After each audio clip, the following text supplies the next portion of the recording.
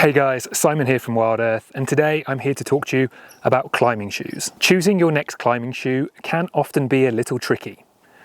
Whether you're a newbie looking for that first ever climbing shoe, or a more experienced climber looking to try something new, getting the right fit and the right shoe is never that easy.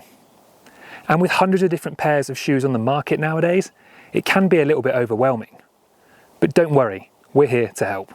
There are a few factors that are going to help you decide what shoe or shoes are best for you, from technical product design to your ability as a climber. The first couple of things to think about are your own ability and what type of climbing you're going to be doing.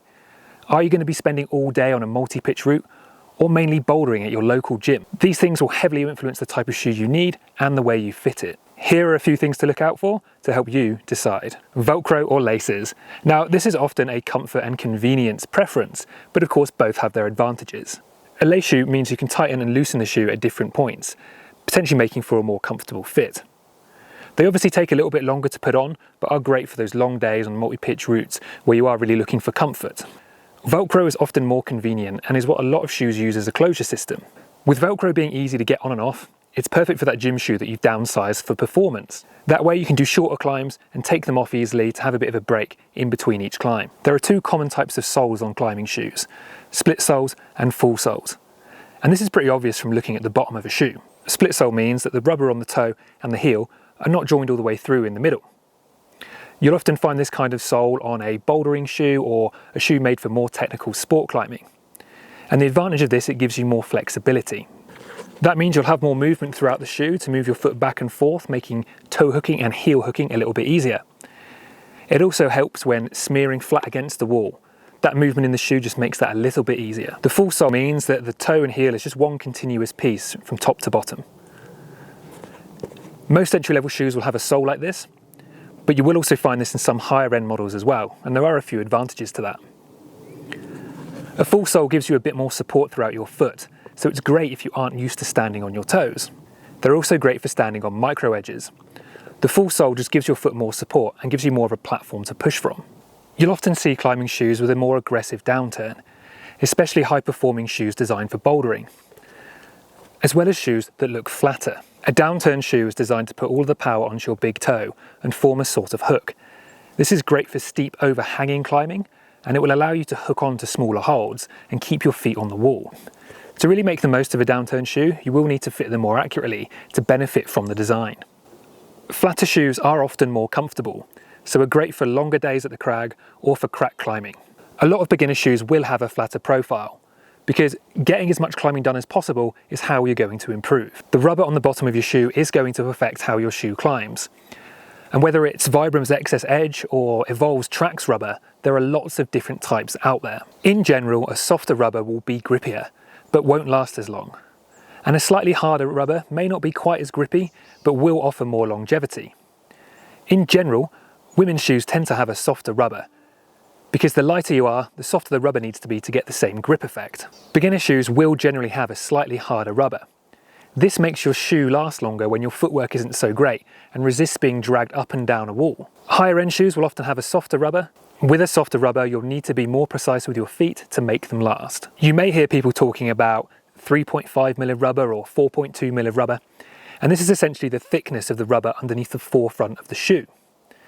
Now, the thinner the rubber, the more sensitive it is, which means you'll be able to feel those smaller holds underneath your feet. But in general, the thicker it is, the longer the shoe will last. Personally, I tend to buy shoes that have a slightly thicker rubber because I know I'm going to notice the 20% extra lifespan over the 20% of extra sensitivity.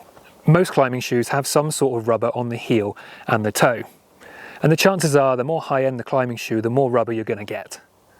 This is obviously great for toe and heel hooking. Again, you'll tend to find more of this on shoes designed for more technical bouldering or more technical sport climbing, and less of it on more comfortable shoes. Less rubber also means more stretch on the upper. So that means the shoe will break in better and become more comfortable over time. Now, this is a huge factor when it comes to climbing shoes. Higher performing downturn shoes are often more uncomfortable, and you'll need to wear them tighter to utilize their features. And in turn, you'll find they take longer to break in and you'll need to take them off more often. Flatter, more comfortable shoes will stay on your feet for longer, allowing you to climb more. As a beginner, it's really important to get that balance right. Don't go for the super expensive fancy shoe and wear it too big. you'll be wasting money. In general, just don't force your foot into a shoe that you don't need. The more you climb, the better you'll get. So go for a shoe that you can keep on for longer and get more climbing done without being in discomfort. Fit is obviously a big one, and getting it right can be tough. Different brands will fit a bit differently.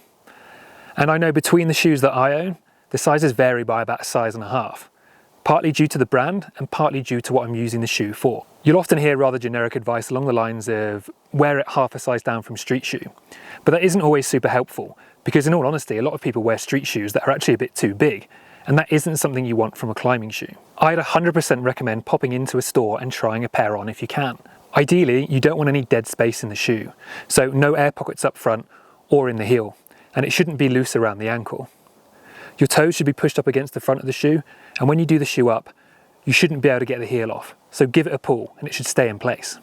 Just to make things a little bit more confusing, a lot of shoes stretch over time once broken in and become almost a half size bigger.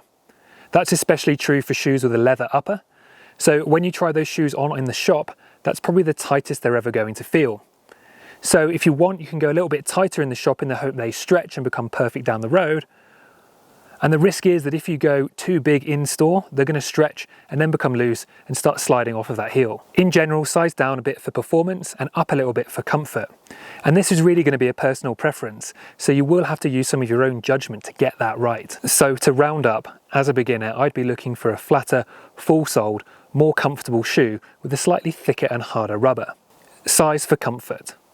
Shoes like this won't cost you an arm and a leg and will last a little bit longer whilst you're learning, and stay on your feet for longer, which means more climbing. Look out for shoes like the Evolve Defy, Black Diamond Momentum, or the Scarpa Origins, or even go up to a slightly nicer rubber and go for something like the Scarpa Helix. As an intermediate, I'd probably take into account the type of climbing that you're going to be doing, and maybe even pick up a couple of different pairs. A flatter, full-soled pair like the Unparallel Uprise for those longer days at the Sport Crag, as well as a more technical downturn shoe for those days chasing grades in the gym. For that more downturn technical shoe, my go-to is either the Evolve Phantom or the Unparallel Flagship, but Wild Earth do have lots of other options as well. If you're a more advanced climber, the chances are you've probably gone through a few different pairs of shoes already and have a pretty good idea of what you're after.